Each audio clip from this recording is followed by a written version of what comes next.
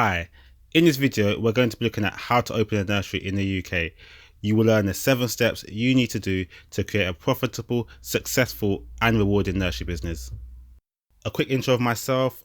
I'm Alex Coleman. I run a nursery in London and I am the creator of the course Open Your Nursery in Just 6 Months Without a Massive Budget, which continues to help prospective nursery owners like yourself achieve their dream of opening their own nursery. If you're new here, make sure you click that subscribe button and remember that all links mentioned in the video can be found in the description below. Opening your nursery can be complicated. With very little information online, it can be difficult to find exactly what you need to do. That's why I've tried to simplify it down to these key 7 steps. The steps can be done in any order. It just enables you to focus on the different things that you need to do.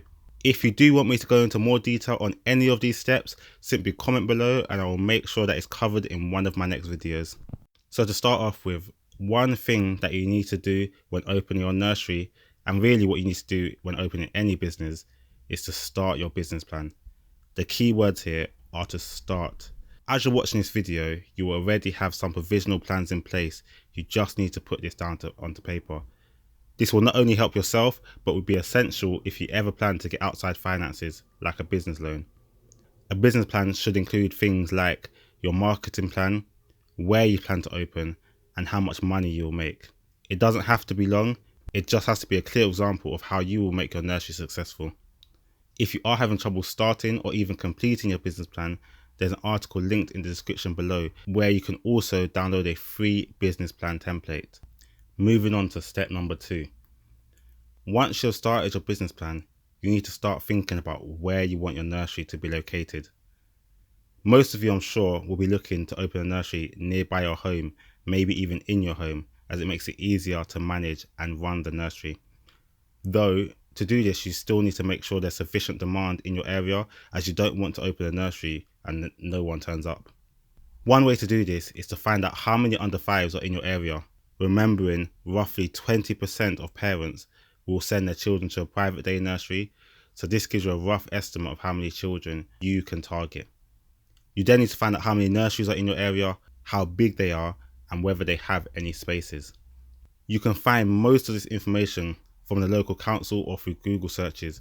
This is because local councils are required to publish these figures in their childcare sufficiency assessments. So just look up the childcare sufficiency assessment of the area you want to open and read through that document. In this document, you can also find lots of other useful information which will help you when opening. For example, the average price that nurseries charge in your area. Though if you don't want to search through this document, you can get a rough idea of demand in your area by calling a few nurseries and seeing whether they have spaces. Once you have established that your area has sufficient demand and enough parents looking for a nursery, you can move on to the next step, which is finding a building. Finding a nursery building is similar to looking for your own personal building if you're looking to rent or buy. You would use similar sites like Zoopla or Rightmove to find your building. You just have to go to the commercial sections of these sites. There are also specific sites that advertise nursery buildings which you can find through Google searches. Though your nursery building has to adhere to certain legal and Ofsted requirements. Firstly, in terms of legal requirements, your building has to be a certain use class. Every building is given a letter and a number to show what the building can be used for, which is its use class. Since September 2020, nursery buildings fall into the use class of E, previously D1.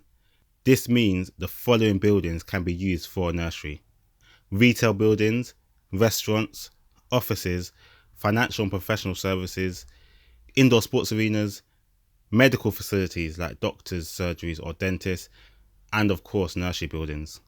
So these are the buildings you should look for when finding a nursery building. You can look for other buildings. However, you would need to apply for planning permission in order to use it for a nursery. We cover how to do this in the full course, but if you are new and are doing this yourself, then I would recommend just looking for the buildings that fall into the E class.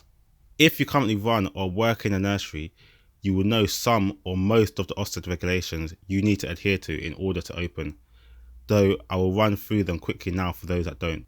The biggest thing you need to consider in terms of Ofsted regulations and the building you choose is the space. You need to get an estimate of how many children you can have in your building for its size. Ofsted sets this out in their statutory requirements. You can have one under 2 per every 3.5 metres squared, one 2 to 3-year-old per every 2.5 metres squared, and one 3 to 5-year-old per every 2.3 metres squared. Though this is just an estimate, Ofsted will not come to your building with a tape measure and start measuring your building, but they will or may ask whether you know these numbers and will see whether the amount you plan to register is realistic for the size of your building. Other things to consider are how many toilets you will need, how food will be prepared. For example, will you need to get a separate kitchen or are you ordering food in? Is there a separate area for babies or can you create one within the room, for example, by dividing the room? Do you have an outside space? Having an outside space, for example, a garden, is very beneficial, though if you don't, you need to show Ofsted how children will access outside. For example, do you plan on going on regular trips? Do you have a local park in your area that you can access? Stuff like that will all help with your registration. And you will also need to consider certain safety aspects of the building. For example, will you need radiator covers? Are there steep stairs? Is there privacy? Can people look over into the garden? Just stuff like that, which if you work at a nursery, it should be on your head anyway, but those that don't, there's lots of little things that you need to make sure adhere to certain safeguarding requirements. These are the main considerations you will need to have when looking for a building. You can find further guidance on the Ofsted requirements in the EYFS Statutory Framework document, which I've linked in the description below. Once you've found your building, you can then start looking for equipment and resources for your nursery.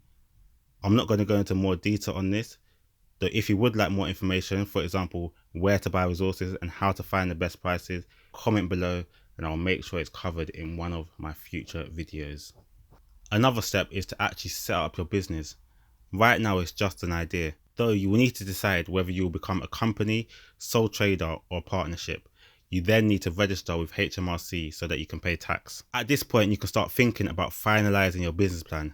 This will help you to find out whether you need to apply for outside funding. This can take the form of a bank loan, angel investor or grants, though there are lots of different funding options available, though most will require a business plan, which is why your business plan is so important.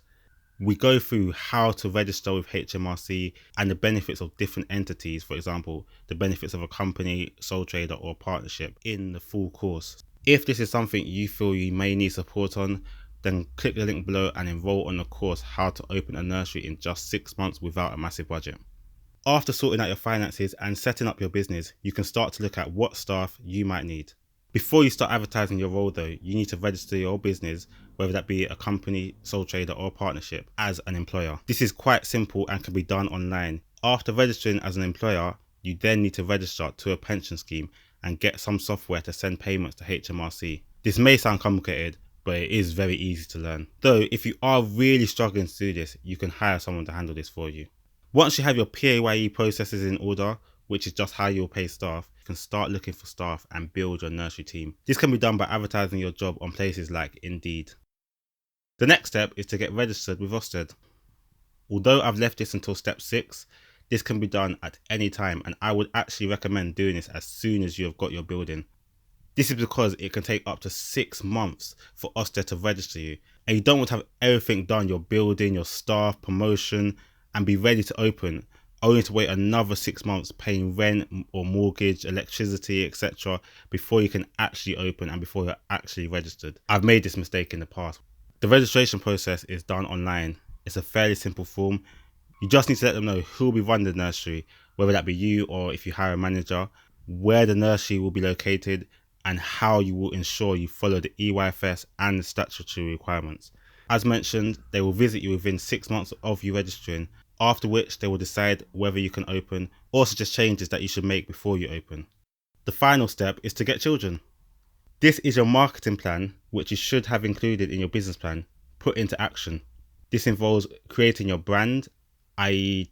choosing your nursery name, colours, logo, mission statements, etc., creating your website, creating your social media platforms, whether that be on Facebook, Twitter, Instagram. We mostly use Facebook, though I do know that Instagram can be very beneficial and so can YouTube. Adding your business to Google My Business so that people can find you if they search on Google.